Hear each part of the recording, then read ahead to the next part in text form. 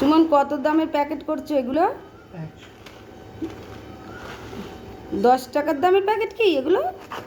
কত দামের? ক টাকার বলো, ক টাকার? ক টাকা দাম প্যাকেটগুলোর? 10 টাকা। আচ্ছা,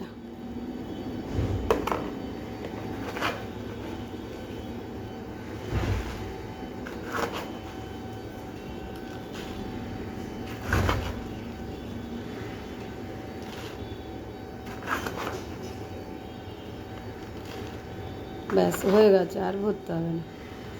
ঝালাই করবে তো, জায়গা রাখো।